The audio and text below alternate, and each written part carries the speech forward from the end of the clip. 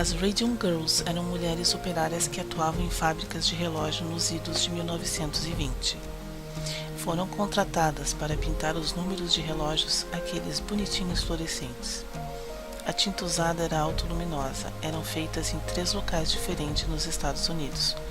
Uma em United States Radium, Orange, New Jersey, por volta de 1917, outra em Ottawa, Illinois, por volta de 1920 e uma terceira instalação em Waterbury, Connecticut. Estas mulheres eram instruídas a apontar seus pincéis molhados nos lábios a fim de que ficassem mais finos e o traço perfeito. Se usassem panos e água para limpá-los, tomaria muito tempo e o trabalho seria atrasado. Elas perceberam que os lábios ficavam luminosos no escuro e começou então a moda de usar este produto para enfeitar os dentes, rostos, olhos, unhas. O material era feito de pó de rádio, goma arábica e água. Muitas começaram a sofrer de anemias, fratura óssea, necrose da mandíbula, hoje conhecida como mandíbula de rádio. Acredita-se que algumas máquinas de raio-x usadas pelos investigadores médicos tenham contribuído para a piora de alguns trabalhadores doentes. A US Radio Company contratou cerca de 70 mulheres para realizar tais tarefas de pinturas, incluindo o manuseio do rádio. Em contrapartida, os proprietários familiarizados com os efeitos do rádio tomavam todo e qualquer cuidado para que não houvesse proximidade com a exposição do material. Os químicos da fábrica usavam luvas de chumbo, máscara e pinças.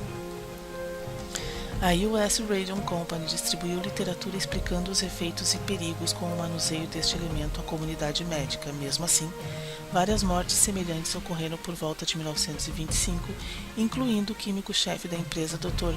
Edwin E. Lehman e várias trabalhadoras. As circunstâncias semelhantes de suas mortes levaram a investigações realizadas pelo Dr. Harrison Martland, médico do condado de Newark. Estima-se que cerca de 4.000 trabalhadores foram contratados por corporações nos Estados Unidos e Canadá para pintar visores de relógio com rádio. Na USRC, cada um dos pintores misturava sua própria tinta em pequenos potinhos e usava um pincel de pelo de camelo para aplicar os mostradores. Em algumas horas de uso, os pincéis perdiam sua forma, então eram instruídos a lamberem a ponta do pincel, mergulhar em água e lamber novamente, fazendo com que o pincel voltasse à sua forma fina. O rádio estava presente ainda no pelo do pincel. Muitos trabalhadores ficaram gravemente doentes. Não se sabe quantos morreram devido à exposição do rádio. A Radium Dial contratou trabalhadores para fazerem a mesma pintura em relógios. Os trabalhadores começaram a apresentar sinais de envenenamento em torno de 1926 e 1927 e desconheciam as audiências ocorridas em New Jersey. A empresa autorizou exames físicos e outros testes a fim de medir o envenenamento dos funcionários, porém, os resultados nunca foram apresentados a eles. Tentaram acabar então com os pincéis de pelo de camelo, introduzindo canetas de vidro com ponta fina. Porém, os trabalhadores descobriram que, desta forma, a sua produtividade diminuía, uma vez que eles ganhavam por produção, e voltaram a usar o pincel. Quando a notícia dos processos de New Jersey veio à tona nos jornais, os proprietários informaram que o rádio era totalmente seguro e que as doenças em questão no processo eram virais. Tendo a certeza de que o trabalho era seguro, os trabalhadores voltaram a trabalhar sem medo.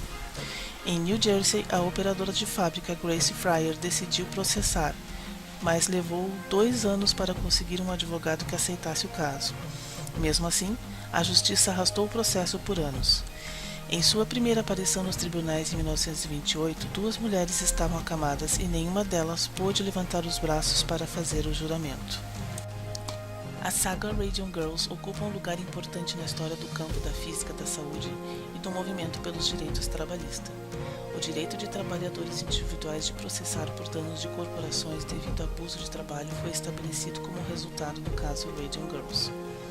Na esteira do caso, as normas de segurança industrial foram comprovadamente reforçadas por muitas décadas. O caso foi resolvido no outono de 1928, antes do julgamento ser deliberado pelo júri, e o acordo para cada uma das Radium Girls era de $10.000, equivalentes a $143.000 em 2017. e uma anuidade de $600 por ano a mais, $12 por semana para todas suas vidas, equivalente a $8.600 em 2017, enquanto moravam, e todas as despesas médicas e locais incorridas também seriam pagas pela empresa. O processo e a publicidade resultante foram fatores do estabelecimento da legislação trabalhista sobre doenças ocupacionais. Pintores de mostradores de relógio foram instruídos em precauções de segurança adequadas e providos de equipamento de proteção. Em particular, eles não mais moldavam os pincéis com os lábios e evitavam ingerir ou respirar a tinta. A pintura de rádio ainda era usada em mostradores até a década de 1960.